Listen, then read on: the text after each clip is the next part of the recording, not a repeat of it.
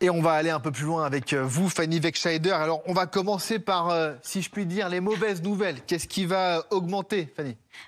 Tout d'abord, c'est notre épargne qui va être grevée. Regardez, avec ces augmentations, on va le voir d'un côté des charges financières à la banque, mais surtout des réductions de rémunération de certains produits bancaires que les Français aiment beaucoup. Le livret A, par exemple, sa rémunération baisse de 3% ces 2 dernières années à 2,4%, vous le disiez tout à l'heure.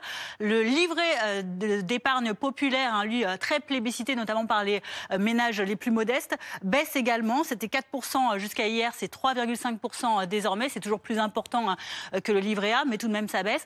En revanche, en ce qui concerne le livret de développement durable et solidaire, lui, il reste à 3%. Je le disais, il y a des hausses en parallèle de frais bancaires à prévoir également à partir d'aujourd'hui. Les frais de tenue de compte augmentent en moyenne de 8% et les frais de carte bancaire de 3 à 3,4% en fonction donc des cartes bancaires dont vous disposez. Autres augmentations aujourd'hui, celle des péages autoroutiers. Selon les sociétés concessionnaires, en moyenne, c'est à peu près 1% d'augmentation. Donc c'est beaucoup moins quand même que l'année dernière.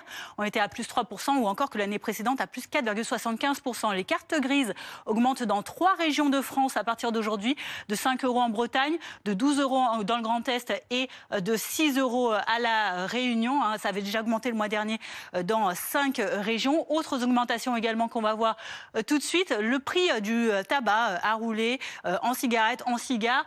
Par exemple, pour un paquet de cigarettes de 20 cigarettes, c'est environ 12 € maintenant, un minimum le paquet, voire plus. Augmentation également de l'énergie avec le kilowattheure de gaz qui augmente de plus de 1,07% pour le chauffage et de plus 0,87% pour l'eau chaude et la cuisson. Bon, voilà pour les mauvaises nouvelles, Fanny. Alors, quelles sont les bonnes nouvelles, puisque finalement, le prix de l'électricité va baisser? Voilà, côté énergie, l'électricité baisse, c'est la bonne nouvelle qui ravissait tout à l'heure. On l'a entendu, nos téléspectateurs. Facture d'électricité en baisse de 14% en moyenne, selon la Commission de régulation de l'énergie. Cela concerne 24 millions d'abonnés au tarif bleu d'EDF, c'est le tarif réglementé de vente. Également, 4 millions de personnes qui sont abonnées aux offres qui sont indexées sur ce TRV. Et puis, regardez concrètement ce que ça représente. Pour un foyer de 4 personnes qui vit en maison, c'est moins 651 € par an, c'est pas rien.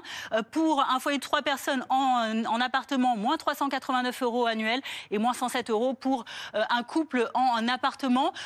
Également, autre bonne nouvelle qui concerne par exemple les étudiants qui sont dans des universités qui ne disposent pas par exemple de restaurants universitaires, eh bien ils disposeront d'une carte déjeuner. 40 € pour les étudiants boursiers, 20 € par mois pour les non-boursiers. Et puis pour ce qui concerne les retraités, eh bien le versement de leurs pensions qui ont été revalorisées le mois dernier à 2,2% interviennent donc aujourd'hui.